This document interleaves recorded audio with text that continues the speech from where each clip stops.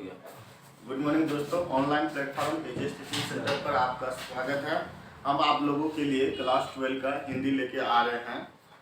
Chapter number क्या है? 5। कहानी है आपका रोज रोज। आज हम लोग देखेंगे, थोड़ा कवि परिचय देख लेते हैं, उसके बाद विस्तार रूप से इसका लाइन टू लाइन एक्सप्लेनेशन हम लोग पढ़ेंगे और समझेंगे। देखते हैं कवि परिचय में क्या है। रोज के लेखक कौन है? तो रोज के लेखक है आपका सच्चिदानंद हीरानंद वात्स्यायन अज्ञेय जी। कौन है? सच्चिदानंद हीरानंद वात्स्यायन अज्ञेय जी। रोज क्या है? एक प्रकार का कहानी है। रोज क्या है? आपका कहानी है। और देखते हैं इस लेखक का जन्म कब हुआ है। तो 7 मार्च 1911 ईस्वी में इनका जन्म हुआ है और मृत्यु इनका 4 अप्रैल 1987 ईस्वी में इनकी मृत्यु हुई है। जन्म स्थान कहा जाता है कसैया गांव, कुशीनगर, यूपी में इनका जन्म हुआ है। अधिकांशतः राइटर का हम लोग यूपी बिहार से ही देखने को मिलता है। मूल निवास स्थान इसका बोलिएगा था करतारपुर, जो कि आपका कहाँ है? पंजाब में है। वहीं के मूल निवासी थे ये। माता का नाम दमयंती देवी और पिता का नाम था डॉक्टर हीरानंद शास्त्री। और शिक्षा की बात करते हैं, प्रारंभिक शिक्षा 4 साल तक इनका जो है ना गांव में ही हुआ था, घर पर ही हुआ था। और घर से ही वह जो है ना मैट्रिक की पढ़ाई वहीं से घर से ही किए थे 1925 ईस्वी में। और इंटर की पढ़ाई करते हैं पंजाब विश्वविद्यालय 1927 से जो है ना इंटर की पढ़ाई किए थे। और बीएससी की पढ़ाई लाहौर में 1929 ईस्वी में बीएससी की पढ़ाई किए थे। बीएससी की पढ़ाई के बाद इनकी पढ़ाई थोड़ा सा ठप हो गए थे, क्योंकि इसी बीच में लाहौर में क्या हो गए थे? विद्रोह हो गए थे। और उसी विद्रोह में ये शामिल हो गए थे। उसी विद्रोह में इन्वॉल्व होने जाने के कारण से इनकी पढ़ाई बीएससी के बाद जो है ना ठप पड़ गए थे। भाषा की बात करते हैं, बहुत सारे भाषा का इनको ज्ञान थे। जैसे बात करते हैं संस्कृत का, हिंदी का, इंग्लिश का, फारसी का, तमिल का इत्यादि और सब भाषाओं में इनको ज्ञान प्राप्त थे। व्यक्तित्व स्वभाव कैसा था?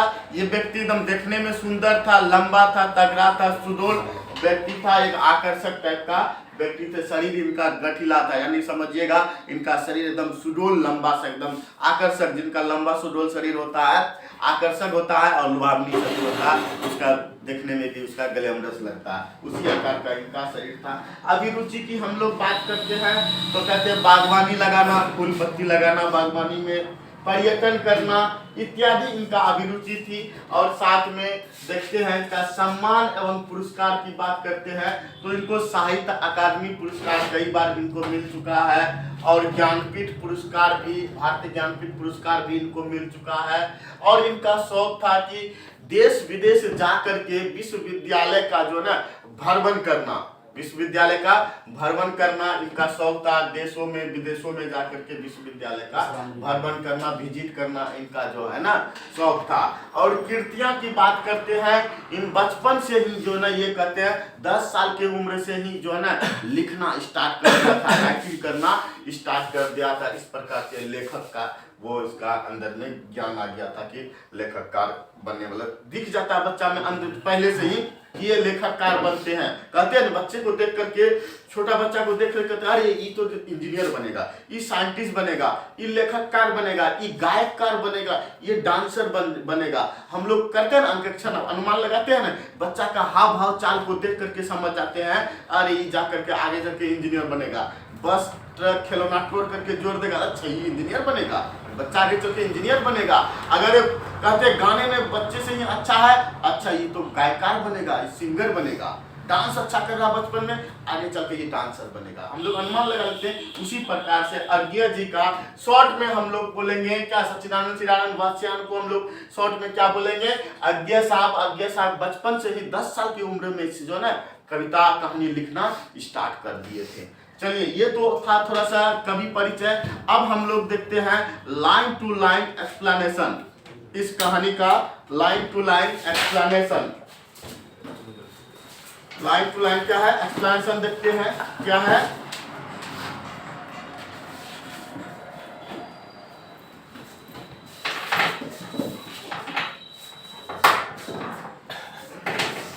रोज। रोज क्या है आपका?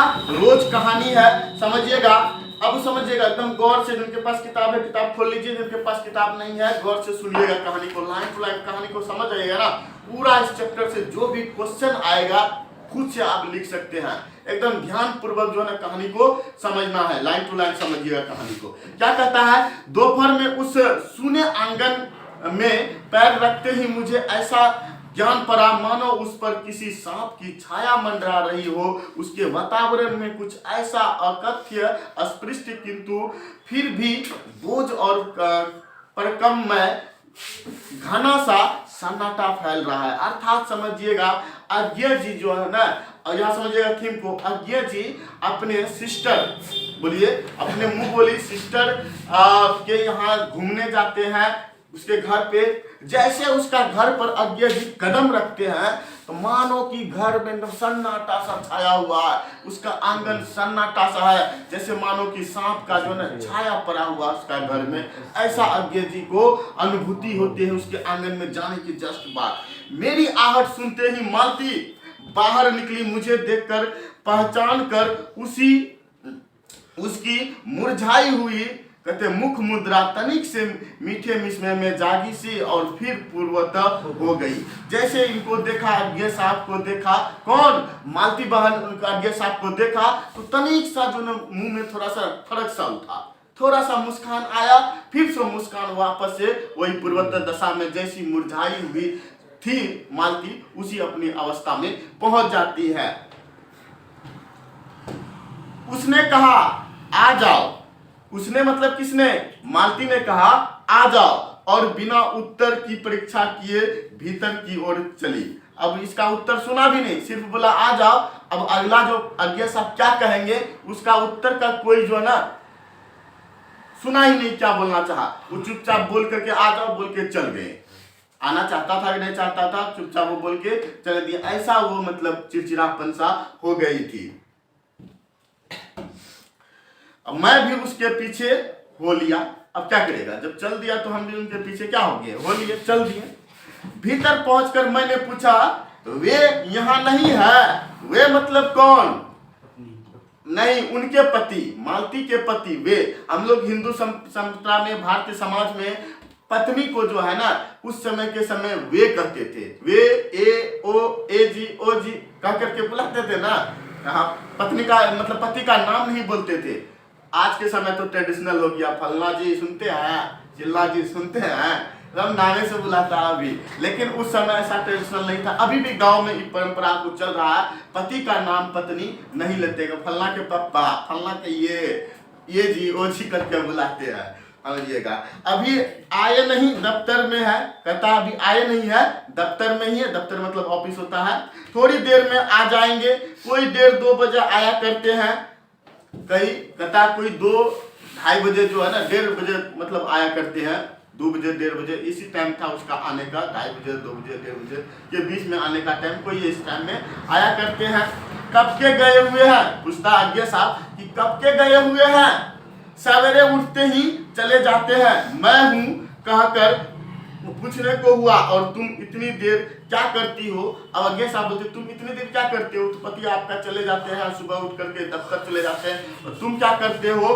पर फिर सोचा आते ही एकाएक प्रश्न ठीक नहीं है। मैं कमरे के चारों ओर देखने लगा। सोचा तुरंत आए हैं, तुरंत कैसे सवाल जवाब करेंगे। चुपचाप रह दिए, चल गए अंदर जाकर के कमरे की ओर ही आने लगे। क्या क्या है घर में देखने को लगे। मालती एक पंखा उठा लाई और मुझे हवा करने लगी। मैंने आपत्ति करते हुए कहा नहीं, मुझे नहीं चाहिए, पर वह नहीं मानी। बोली वाह, चाहिए कैसे नहीं जी, कैसे नहीं चाहिए? उतने दूर से आए हो, उतनी धूप से आए हो, और तुमको गर्मी नहीं लगा है, पंखा कैसे नहीं चाहिए?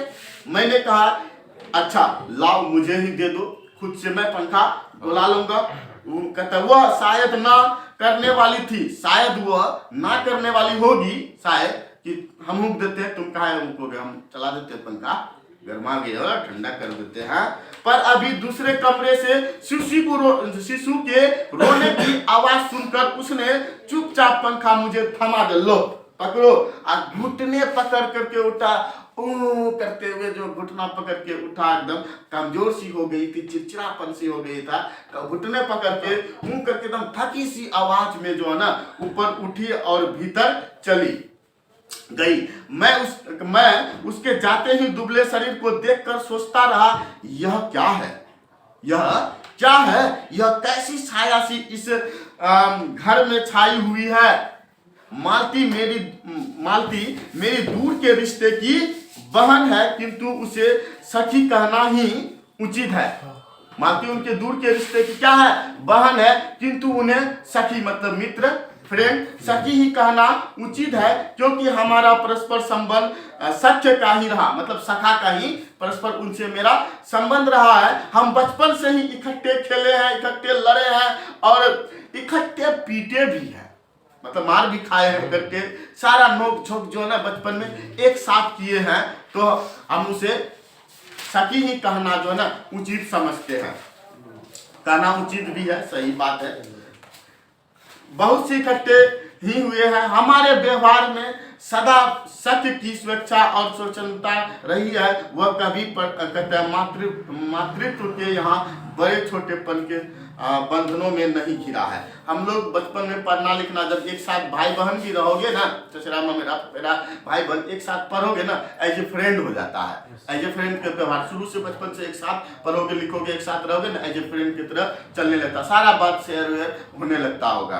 पूरा देखे होंगे अपना जीवन में, जो भाई सब कभी लॉज में रहता होगा ना, एक साथ जो पढ़ा होगा ना, देख करके जो मेंशन नहीं कर पाते हैं कि दोनों भाई है कि दोस्त है। एक दो लड़का को हम देखे थे ना, जीवन में बैठ करके सब कुछ करता था एक साथ, देख करके हम 2 महीना उसके साथ रहे, 2 महीना पकड़ नहीं पाए कि भाई है कि दोस्त है। हमसे दोस्त होगा, 2 महीना के बाद हमको पता चला ये दोनों अपना भाई है। ऐसा दोनों का बिहेवियर था। आगे देखते हैं। मैं आज कोई 4 वर्ष बाद उसे देखने आया हूँ। अब कहता है साहब, मैं 4 वर्ष के बाद जो मालती बहन को देखने को आया हूँ। जब मैंने उसे इससे पूर्व देखा था तब वह लड़की थी, अब वह विवाहिता हो गई है। जब मैंने 4 साल पहले देखे थे तो वो लड़की थी, शादी नहीं हुआ था। अब जो इसको देख रहे हैं तो शादी के लिबास में किसी के पत्नी के रूप में उसको देख रहे हैं, उसको विवाहिता देख रहे हैं। एक बच्चे की माँ भी है। इससे कोई परिवर्तन उनमें आया होगा। आप सोचे इसमें कोई परिवर्तन आया होगा? 4 साल बीत गया, बच्चा भी हो गया, शादी भी हो गया, कोई परिवर्तन आया होगा? यदि आया होगा तो क्या? मैंने सोचा आया होगा परिवर्तन, क्या आया होगा यह मैंने अभी तक सोचा नहीं था किंतु अब उसकी पीठ की ओर देखता हुआ मैंने सोच रहा था कि यह कैसी छाया सी इस घर पर छाई हुई है और विस्मयता सी मालती पर है। कैसा छाया छा गया इसका शरीर को, दुबले पुटले शरीर को जो पीछे से देखा ना, जैसा एकदम सूखा हुआ लकड़ी सा, थका सा, हारा हुआ शरीर को देख करके सोचा क्या मालती थी जब शादी नहीं हुआ था। ये मालती क्या थी? मेरे साथ खेलती थी, दुखती थी, पढ़ती थी, क्या मालती थी? अब 4 साल हुआ शादी के बाद, एक बच्चा नहीं हुआ है, उसके बाद मालती का देखिए हाल, कैसी सी एक काला सी सांप की छाया इसके घर में मंडरा रही है, वही मालती है। पीठ की हड्डी की रीढ़ की हड्डी दिखाई दे रहा, कैसा सा इसका जीवन हो गया, एकदम सूख करके करंट हो गया, एकदम चिड़चिड़ापन सा हो गया, वही मालती है। मालती बच्चे को लेकर के लौट आई और फिर मुझसे कुछ दूर नीचे बिछी हुई दरी पर बैठ गई। मैंने अपनी कुर्सी घुमाकर कुछ उसकी ओर उन्मुख होकर पूछा, इसका नाम क्या है? मालती ने बच्चे की ओर देखते हुए उत्तर दिया, नाम तो कोई निश्चित नहीं किया, वैसे इसे क्या कहते हैं? टीटी। नाम इनका क्या है? टीटी। इसको प्यार से कहते हैं टीटी। मैंने उसे बुलाया, टीटी टीटी आजा, पर वह अपनी बड़ी बड़ी आंखों से मेरी ओर देखता हुआ अपनी मां से चिपट गई और कहते धुआं सा हो करके कहने लगा, बच्चा जब रोता है ना इसी तरीका का आवाज करने लगता। मालती ने फिर उसकी ओर एक नजर देखा और फिर आंगन की ओर देखने लगी। काफी देर मौन रहा, एकदम चुपचाप रहा। थोड़ी देर तक वह मौन आकस्मिक ही था, जिससे वह प्रतीक्षा में था कि मालती कुछ पूछे, किंतु उसके बाद एकाएक मुझे ध्यान हुआ मालती ने कोई बात नहीं की और यह भी नहीं पूछा कि मैं कैसा हूं। अजीब सी छाया हुआ। बताइए कोई किसी के यहाँ गेस्ट जाएगा नहीं पूछेगा, आते ही पूछेगा कैसा आना हुआ भैया, कैसा हाल समाचार है, सब कुछ वहां का खैरियत कैसा है पूछेगा। लेकिन मालती ऐसा चिड़चिड़ा सापन हो गया था ना, कुछ नहीं पूछा, आके बैठ भी गया चुपचाप, सन्नाटा सा छाया हुआ रह गया। कैसे आया हूं ये तक भी नहीं पूछी, चुप सी बैठी रही। क्या विवाह के 2 वर्ष में ही वह बीते दिनों को भूल गई? क्या था, एक साथ खेलते थे, एक साथ पिटते थे, एक साथ भागते थे स्कूल से आम तोड़ने के लिए बगीचे पर। अब मुझे दूर दूर इस विशेष अंतर पर रखना चाहती है, क्योंकि वह निर्बाध इच्छादंता अब तो नहीं हो सकती है, पर किसी भी ऐसा मौन जैसा अजनबी से भी नहीं होना चाहिए। जैसा मौन कर लगता है इससे हम पहचानते नहीं। एक साथ मालती के साथ स्कूल में पीटते थे और स्कूल का अटेंडेंस बना करके स्कूल का दीवार छड़प करके भागते थे, वही मालती है। अजनबी सा ऐसा व्यवहार कर रहा, देखो कैसा मालती है हो गया। मैंने कुछ कहता खिन्ना सा होकर दूसरी ओर देखते हुए कहा, जान पड़ता है तुम्हें मेरे आने की विशेष प्रसन्नता नहीं हुआ। अब कहता आज्ञा साहब, लगता है कि तुमको मेरे आने से तुमको ज्यादा खुशी नहीं है, विशेष प्रसन्नता तुम्हें नहीं हुआ है। उसने एकाएक चौंक कर कहा, उसने एकाएक चौंक करके बोला, कैसे नहीं हुआ है? हुआ है कि भीतर से यह हूं क्या था? प्रश्नवाचक था, किंतु इसलिए नहीं कि मालती ने मेरी बात सुनी नहीं थी, केवल विस्मय के कारण, इसलिए मैंने अपनी बात दोहराई नहीं, चुप बैठा रहा। और दूसरी बार मैंने दोहराने की बोल के रह गया तो मैं दोहराई नहीं इस बात को, चुपचाप बैठा रह गया। मालती कुछ बोलती ही नहीं। तब थोड़ी देर बाद मैंने उसकी ओर देखा, वह मेरी ओर देख रही थी, किंतु मैंने उधर उन्मुख होते ही उससे आंखों में नीचे कर ली, फिर भी मैंने देखता रहा। अर्थात समझिएगा कि मैंने जैसे मालती की ओर देखते थे, मालती नजर निकाल लेते थे, मैं इधर घूमता था, मालती हमें टुकुर टुकुर देखता था, हम मालती को देखते, फिर मालती जो मुड़ी नीचे कर लेता, ऐसा मतलब चल रहा था। आंखों में आंखों मिला करके बात नहीं कर रहे थे, लेकिन तिरछी नजर से एक दूसरे को देख रहे थे। उन आंखों में विचित्र सा भाव था, मानो मालती के भीतर कहीं कुछ चेष्टा कर रही हो, किसी भी बीती हुई बात को याद करने की, किसी बिखरे हुए वायुमंडल को पुनः जाग करके गतिमान करने की, किसी टूटे हुए व्यवहार तंतु की पुनर्जीवित करने की ओर चेष्टा सफल कर रही है। ऐसा मानो कि बीती हुई बातें को याद करने की वो क्या कर रहे थे? चेष्टा कर रहे थे, सफल न हो रहा था, इस चीज पे सफल नहीं हो रहा था। वैसे जैसे बहुत देर से प्रयोग में मन लाए हुए अंग को व्यक्ति एकाएक उठाने लगे और पाए कि वह उठता ही नहीं, मानो कि शरीर जो शिथिल हो गया है और कोशिश कर रहे कि हम उठने की कोशिश करें, अब मेरा शरीर जकड़ गया है और उठ ही नहीं पा रहे हैं। कभी कभी ऐसा महसूस होता होगा, सोते समय अचानक आंख बंद होता होगा, हम घूमना चाहते हैं ना, घूम नहीं पाते, लगता है हमें कोई सिक्कर से जंजीर से बांध दिया है, ऐसा ही फीलिंग होता था। इस तरह में मानो मर गया है, मानो कि सारा चीज जो है ना मर गया, शरीर शिथिल हो गया। उसने छीन बल से, यद्यपि वह मरा हुआ प्राबल्य बल है, उठ नहीं सका। मुझे ऐसा जान पड़ा मानो किसी की जीवित प्राणी के गले में किसी मृत तंतु का तोक डाल दिया गया है। वह उसे उतार कर फेंकना चाह रही है, पर उतार नहीं पा रही, मानो किसी मृत जानवर के ऊपर गले में कुछ जो ना रस्सा पट्टा लगा दिया है और उसे उतारने की कोशिश कर रहा है और वो उतार नहीं पा रहा है। ऐसा फीलिंग किसको हो रहा है? मालती को हो रहा है, और उनका साथ में जो अज्ञा साहब है उन्हें फीलिंग हो रहा है। तभी किसी ने किवाड़ खटखटाई, मैंने मालती की ओर देखा, वह हिलती नहीं, मालती हिली तक नहीं। जब किवाड़ दूसरी बार खटखटाए गए, तब शिशु को अलग करके उठी और किवाड़ खोलने गई। मालती किवाड़ खटखटा रहा था, मानो कि जो मालती को पता ही नहीं, एकदम है चुपचाप। 2 बार जब खटखटाया किवाड़, तब मालती जो चौक के किवाड़ खटखटा रहा, तब बच्चे को बैठा करके रख करके किवाड़ को खोलने गए। अब देखिए क्या हुआ, वे यानी मालती के पति आए हैं, मालती के पति आई है। मैंने उन्हें पहली बार देखा था, यद्यपि फोटो में उन्हें पहचानता था। अज्ञा साहब उसको पहली बार देखा, लेकिन फोटो से उसे पहचानता था। परिचय हुआ, मालती खाना तैयार करने आंगन, परिचय हुआ दोनों के बीच में, महेश्वर का नाम उसका पति का नाम है।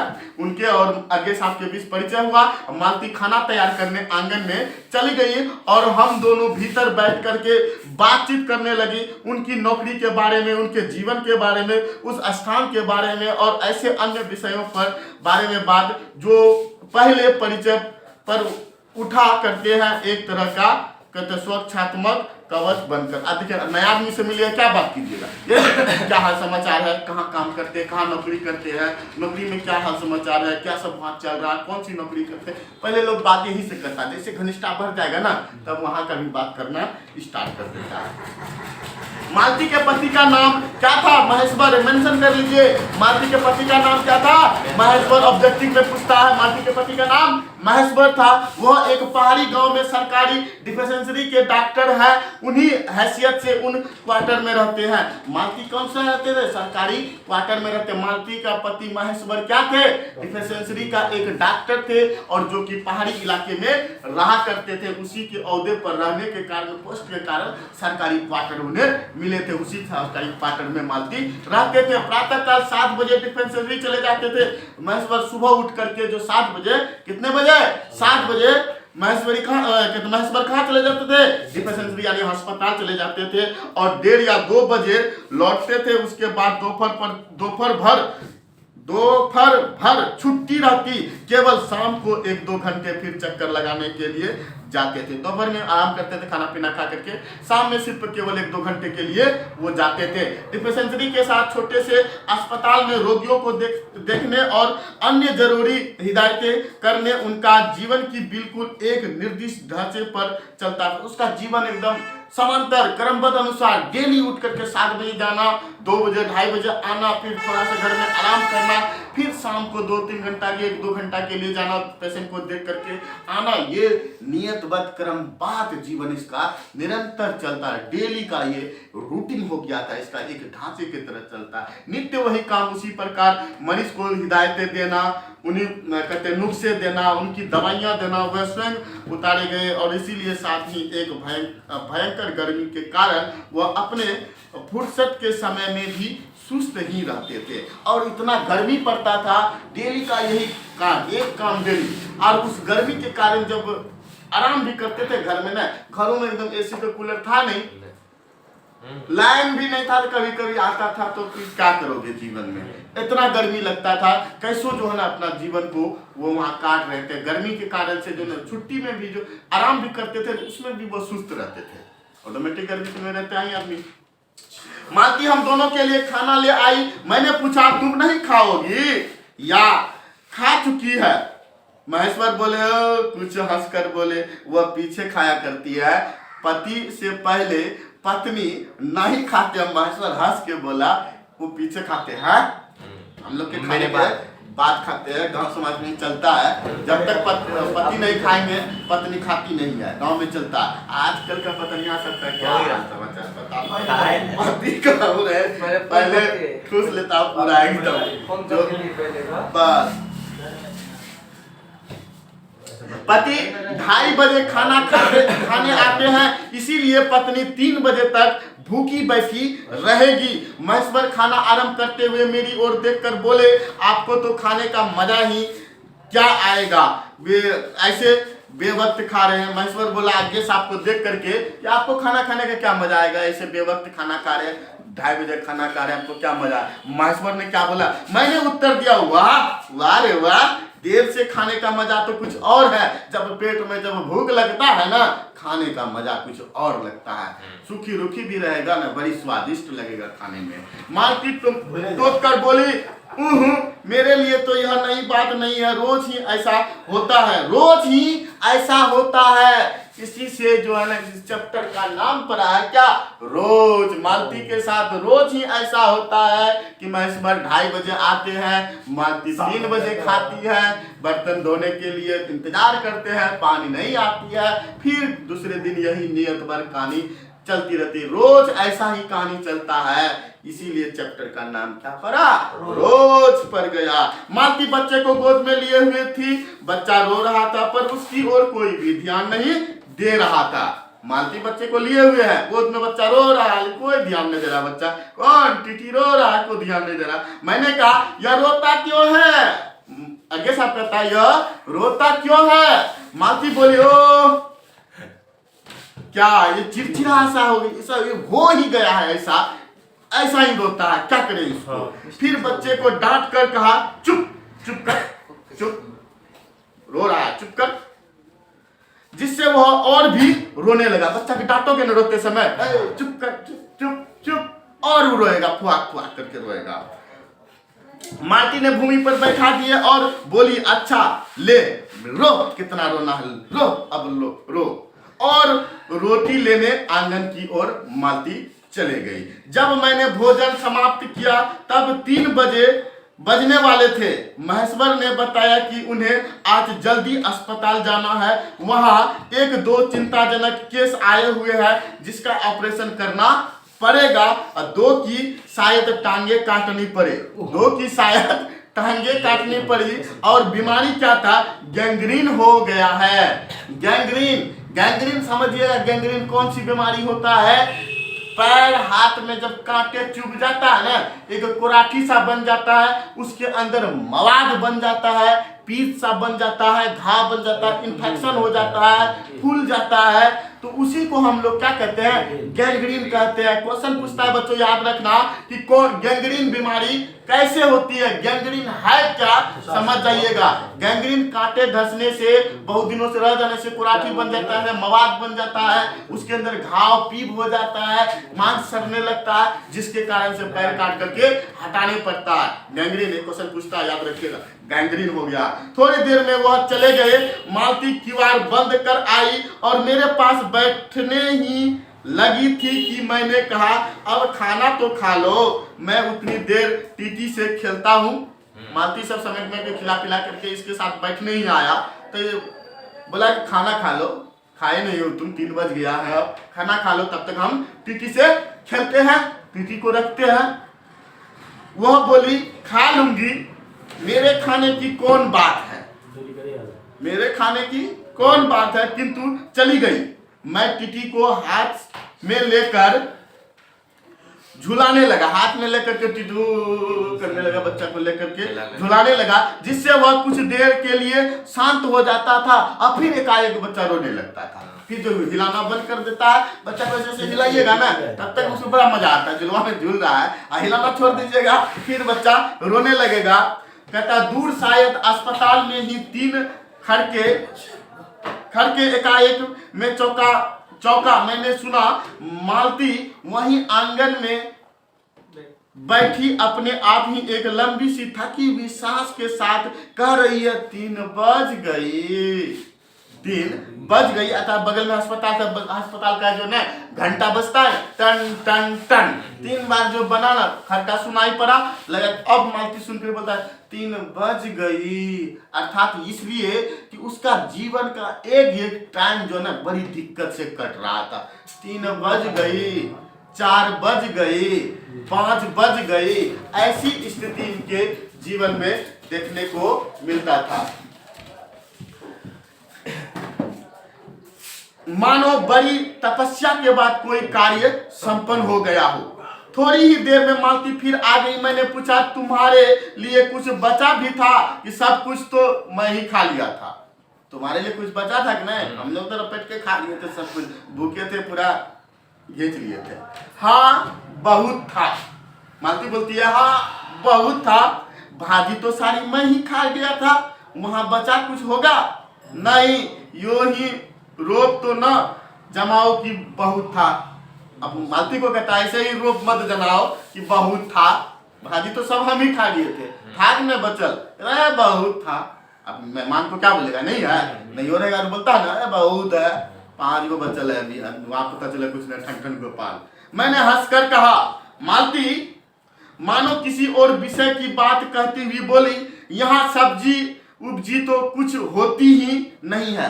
अब कहता है सब्जी उपजी कुछ होती ही नहीं है, कोई आता जाता तो नीचे से मंगवा लेते हैं। मुझे आए 15 दिन हुए हैं, जो सब्जी साथ लाए थे वही अभी तक बढ़ती जा रही है, उसी से थोड़ा थोड़ा खा रहे हैं, उसी से बड़ा बचा बचा करके खा रहे हैं। 15 दिन का सब्जी, आप बताओ। बाहरी एरिया में रहता था ना, ऊपर में रहता था ना, हाँ, जो भी सब्जी था वो 15 दिन पहले लेके आया था, वही सब्जी बढ़ती जा रही, उसी से थोड़ा थोड़ा खा रहा था।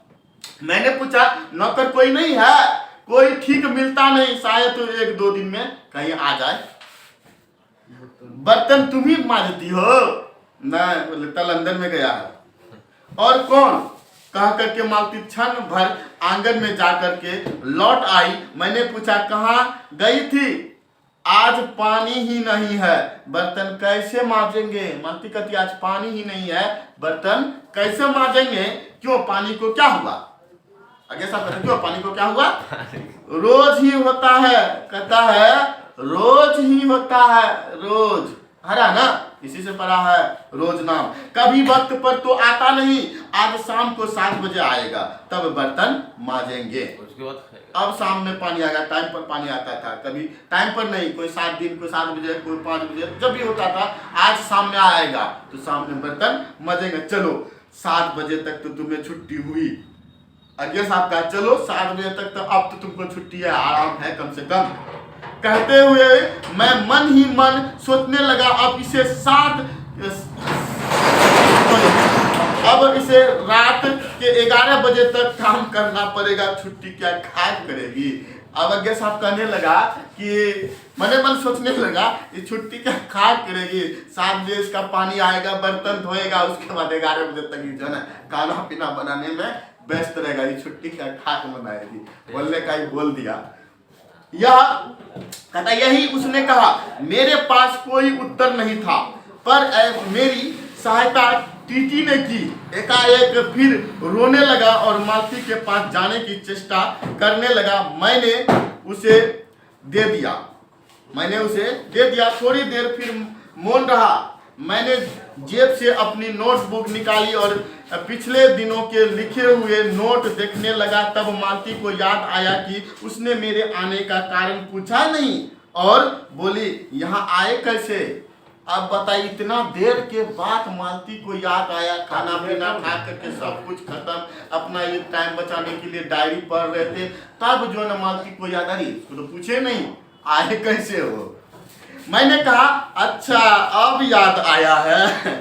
कहते तुमसे मिलने आया था, और क्या करने यहाँ आएंगे? तुमसे मिलने ही ना आएंगे, और क्या करने आएंगे? तो 2-1 दिन रहोगे ना? मालती पूछ रहा 2-1 दिन रहोगे ना? नहीं, कल चला जाऊंगा। तो कल चला जाऊंगा, फिर तुम देखते रहना। आगे देखते हैं। मालती कुछ नहीं बोली, कुछ खिन्न सी हो गई, मतलब शांत हो गया। फिर मैं फिर नोटबुक की तरफ देखने लगा। थोड़ी देर बाद मुझे ध्यान हुआ मैं आया तो हूँ मालती से मिलने, किंतु यहाँ वह बात करने को बैठी है और मैं पढ़ रहा हूँ। मैं तो मालती से मिलने आया हूँ और देखो मालती यहाँ बात करने के लिए बैठी है और हम नोटबुक पढ़ रहे हैं। हट, ये तो मैं गलती कर रहा, हटाओ इसको, नोटबुक को। पर बात करने मुझे ऐसा लग रहा था कि इस घर पर कहाँ गया जी,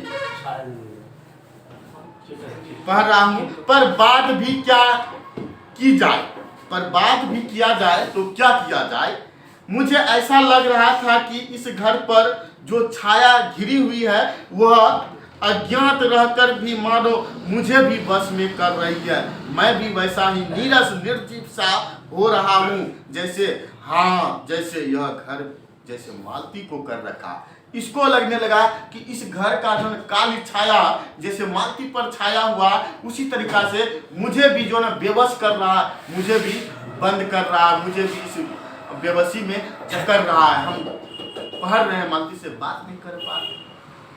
आगे देखिए, मैंने पूछा तुम कुछ पढ़ती लिखती नहीं? मैंने चारों ओर देखने लगा कि कहीं किताबें दिख पड़े। यहाँ कहकर मालती थोड़ा सा ही हंस दी। मालती करके हंस दी। वह हंसी कह रही थी यहाँ पढ़ने को है क्या? मैंने कहा इच्छा में वापस जाकर जरूर कुछ पुस्तकें दूंगा। आगे साहब बोला वापस में घर जाके तुमने लिए कुछ न कुछ किताब भेज देंगे, तुम बैठ करके खाली समय में पढ़ना और वार्तालाप फिर समाप्त हो जाए। दोनों के बीच में बात रहता नहीं, एक दो शब्द कहता, दोनों का पास का बात वर्ड शब्द पूरा जाता, खत्म हो जाता, फिर सन्नाटा हो जाता। दोनों के बीच कुछ गड़बड़ है। अब देखो भाई बहन के पास कितना गड़बड़ है पता चलेगा। थोड़ी देर बाद मालती ने फिर पूछा, आए कैसे हो? लॉरी में, लॉरी मतलब गाड़ी, गाड़ी में, लॉरी में आए हो? कहता ना, पैदल आए हैं, पैदल। इतनी दूर, बड़ी हिम्मत की हो। अब कहता इतनी दूर पैदल आए हो, बड़ी हिम्मत की बात है, तुम पैदल आए हो। आखिर तुमसे मिलने आया हूँ ना, आखिर तुमसे मिलने ना आया हूँ, पैदल क्या, तुमसे मिलने तो चांद पर मैं जा सकता हूँ। ऐसे ही आए हो? कहता है मालती ऐसे ही आए हो? नहीं, कुली पीछे आ रहा है, कहते सामान लेकर। मैंने सोचा बिस्तर ले चलूं। आगे साहब कहता मैंने सोचा कि बिस्तर भी लेते जा रहा है, बिस्तर लेकर के कुली आ रहे हैं पीछे से। अच्छा किया, यहाँ तो बस कहकर मालती चुप रह गई। फिर बोली तब तुम थके होंगे, लेट जाओ। अब उतना दूर से आए हो, थके होंगे, लेट जाओ, आराम करो। नहीं, बिल्कुल थकी नहीं हूँ, बिल्कुल मैं थका नहीं हूँ, एकदम स्वस्थ हूँ, टनाटन हूँ। रहने भी दो, थके नहीं, भला थके नहीं, इतना दूर से आओगे, थके नहीं, ऊपर ऊपर से बोल रहे हो, रहने दो, झूठ बोल रहा तुम। और तुम क्या करोगी? अब कहता आगे साथी तुम क्या करोगी? मैं बर्तन माज रखती हूँ, और क्या करूँ, मेरा काम वही है बर्तन माजना, तो क्या करूँगा, मैं बर्तन माजूंगा। मैंने कहा वाह, क्योंकि और कोई बात मुझे सूझी नहीं, कोई बात मुझे सूझी नहीं।